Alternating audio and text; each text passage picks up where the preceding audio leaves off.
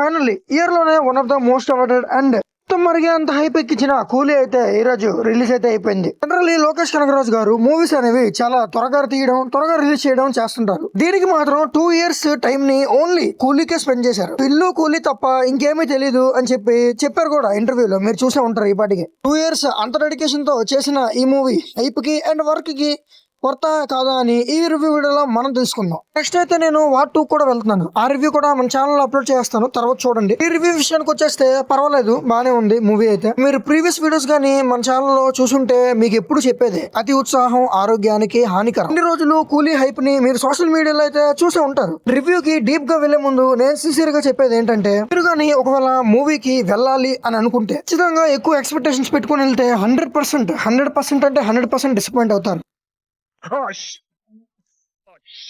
ఈ మాట ఈ మూవీకే కాదు, మూవీస్ అనేవి కమర్షియల్ గా మారిపోయిన తర్వాత ఈ మాట ప్రతి మూవీకి చెప్పాల్సి వస్తుంది.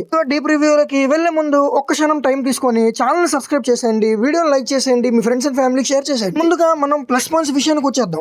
విషయానికి వచ్చేస్తే యాజ్ ఆల్వేస్ రజనీకాంత్ కోసమే మాట్లాడాలి. నేను రజనీకాంత్ గారికి చాలా పెద్ద ఫ్యాన్. అందుకే మార్నింగ్ 6 గంటలకి అలారం పెట్టుకుని మరీ వచ్చాను అనమాట మూవీకి. రజనీకాంత్ గారు అయితే ఖచ్చితంగా మూవీలో అయితే డిసప్పాయింట్ చేయరు. ఆయన స్వాగ్, ఆయన స్టైల్ అన్ని అలానే ఉన్నాయి. ఇప్పటికైనా ఇండస్ట్రీలో 50 years అయితే కంప్లీట్ చేసుకున్నారు. మరో 50 years అయినా సరే ఆ స్వాగ్, ఆ స్టైల్ అలానే ఉంటది. అండ్ రజనీ గారిని స్క్రీన్ మీద చూస్తే నా రియాక్షన్ ఏంటో తెలుసా?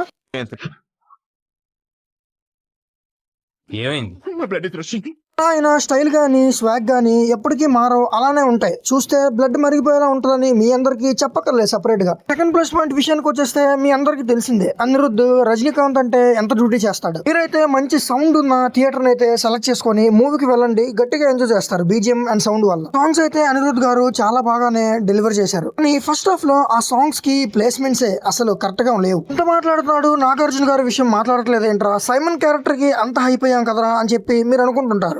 మీరైతే సైమన్ క్యారెక్టర్ కి ఎంత హైప్ అయ్యారో నేనైతే దానికి డబుల్ హైప్ అయ్యాను. అండ్ ఆఫ్ కోర్స్ మన రూల్ అయితే మీకు తెలిసిందే కదా, ఆ హైపే నా ఆరోగ్యానికి హానికరంగా మారింది. నాగార్జున గారు నెగిటివ్ రోల్ లో చేస్తున్నారంటే ఎలాంటి పర్ఫార్మెన్స్ ఇస్తారు, ఎలా డెలివర్ చేస్తారని నేను అనుకున్నాను. బట్ చూస్తే బాగానే డెలివర్ చేశారు. ఓవరాల్ ఫిలిం లో నాగార్జున గారిది సూపర్ క్యామియో అనే చెప్పాలి. ఏంటి నాగార్జున గారు విలనా కూలీలో? ఏంటి నేను క్యామియో రోల్ అనుకున్నానే. ఎస్, మూవీలో నన్ను గట్టిగా డిసప్పాయింట్ చేసిన పాయింట్ లో ఫస్ట్ పాయింట్ అయితే ఇదే. నాగార్జున గారు ఫస్ట్ టైం విలన్ రోల్ చేస్తున్నారంటే చూడడానికి అందరూ ఎక్సైట్ అయితే అయ్యారు. ప్రమోషన్స్ లో గానీ ఇంటర్వ్యూస్ లో గానీ లోకేష్ కనగరాజు గారు నాగార్జున గారు మాట్లాడిన మాటలైతే అసలు రెడ్ బాయిల్ అయ్యి బాడీ నుంచి బయటకు వచ్చేస్తేమో అని కంగారు పడ్డాను. థియేటర్ లో అయితే ఆయనకి ఇచ్చిన స్క్రీన్ టైం గానీ ఆయనకి ఇచ్చిన ఇంపార్టెన్స్ గానీ చూసాక కళ్ళల్లోంచి రక్తం వచ్చింది. అసలు ఇది నా ప్లానే కాదు సార్, నా ప్లాన్ ప్రకారం ఇది లేదు సార్, నా ప్లానే వేరు సార్. మరి కాస్టింగ్ అయితే చాలా పెద్ద కాస్టింగ్ తీసుకున్నారు. అన్ని ఇండస్ట్రీల నుంచి ఒక్కొక్క స్టార్ అయితే శ్రీకాంత్ గారి మూవీ అంటే ప్రతి ఒక్కరు ఒప్పుకున్నారు రోల్ కి. ఆ క్యాస్ట్ చేసిన యాక్టర్స్ అయితే కేమియోస్ గానే మిగిలిపోయారు. అన్నిట్లో నాకు నచ్చింది ఏమైనా ఉందారా అంటే శృతి హాసన్ గారికి మరియు శోభన్ గారికి ఇచ్చిన ఇంపార్టెన్స్. శోభన్ గారికి అయితే మెయిన్ విలన్ సైమన్ నే సైడ్ చేసి ఆయనకే మెయిన్ ఇంపార్టెన్స్ లా అనిపించింది. విషయం విన్నాకైతే మీరు ఖచ్చితంగా షాక్ అవ్వచ్చు, కానీ ఇదే నిజం.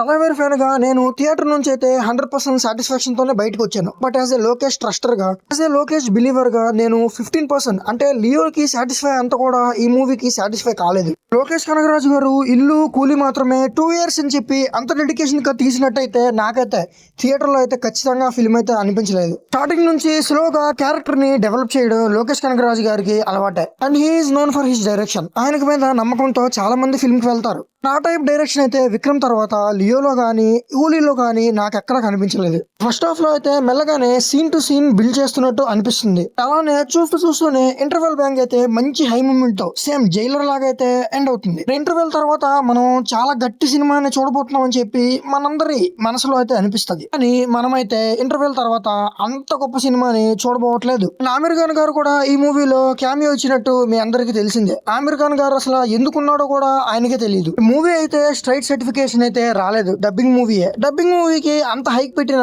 జనాలు హైప్ తో అయితే బుక్ చేసుకుంటున్నారు. సింగిల్ స్క్రీన్ లోనే టికెట్ అయితే 220 పెట్టారు. ట్రిప్లెక్స్ లో అయితే టికెట్ 277, 300 కూడా ఉన్నాయి. అంత టికెట్ పెట్టుకుని ఇలాంటి కంటెంట్ స్పెషల్లీ లోకేష్ కనగరాజ్ దగ్గర నుంచి వస్తే ఖచ్చితంగా చాలా డిసప్పాయింటింగ్ గానే ఉంటుంది. ఎస్, ఫిల్మ్ అయితే బానే ఉంది చూడడానికి అయితే. Of course Thalaivar screen presence ఉంటే చాలు ఎలాంటి మూవీ అయినా ఖచ్చితంగా హిట్ అయిపోతుంది, చూడడానికి కూడా నచ్చుతుంది. ఈ మూవీ కూడా మీకు అలానే నచ్చుతుంది. లోకేష్ కనగరాజ్ గారు అయితే ఈసారి నో డ్రగ్స్ నో గన్స్ అన్న తర్వాత నేను కూడా కొద్దిగా హైప్ అయ్యాను. ఓన్లీ లగ్జరీ వాచెస్ అని. మూవీలో అయితే ఆ ఒరిజినల్ ట్రాక్ తెప్పిపోయి వేరే ట్రాక్ లోకి అయితే వెళ్ళిపోతాం ఖచ్చితంగా. మనం వెళ్ళాం, మూవీ తీసుకెళ్లిపోద్ది అనమాట. లోకేష్ కనగరాజు గారు నెక్స్ట్ మూవీ అయితే ఆమిర్ ఖాన్ గారితో ఉంది. ఆ మూవీతో ఈయన కంబ్యాక్ ఇస్తే బాగుండు. డెఫినెట్లీ ఈ లెవెల్ స్టోరీ గానీ ఈ లెవెల్ కాన్సెప్ట్ గానీ ఖచ్చితంగా లోకేష్ కనగరాజు గారి నుంచి అయితే ఎవరు ఎక్స్పెక్ట్ చేయరు. నేను కూడా ఎక్స్పెక్ట్ చేయలేదు. ఫైనల్లీ నేనైతే ఈ మూవీకి ఇస్తున్న రేటింగ్ అయితే 6.5/10. డెఫినెట్లీ రజనీకాంత్ గారి కోసం అయితే వన్ టైం వర్త్ వాచబులే. మీరు కానీ మూవీని చూడాలి, మూవీకి వెళ్ళాలనుకుంటే హైప్ అనేది కంప్లీట్ గా తగ్గించుకోండి. అండ్ ఇంకొక బెస్ట్ సజెషన్ ఏంటంటే మూవీ టికెట్ రేట్స్ అయితే ఖచ్చితంగా తగ్గుతాయి. తగ్గిన తర్వాత మీ ఫ్యామిలీతో వెళ్ళండి. ఇదైతే ఒక రెస్పాన్సిబుల్ రివ్యూవర్ గా చెప్పడం నా బాధ్యత. ఫ్యాన్ కదా అని చెప్పి మూవీని లేపైతే నేను చెప్పలేను. ఎలా ఉంటుందో అలానే చెప్పగలను. మీరైతే మీ ఫ్రెండ్స్ తో కానీ ఫ్యామిలీస్ తో కానీ వెళ్ళాలని ప్లాన్ గానీ ఉంటే మూవీ టికెట్ హైట్స్ కాస్ట్ తగ్గిన తర్వాతే వెళ్ళండి. ఎస్, ఆఖరిగా ఛానల్ సబ్స్క్రైబ్ చేయడం అయితే మర్చిపోవద్దు. చూస్తున్నారు కానీ సబ్స్క్రైబ్ చేయట్లేదు. సబ్స్క్రైబ్ కొట్టండి, లైక్ కొట్టండి, షేర్ చేయండి. And thanks for watching.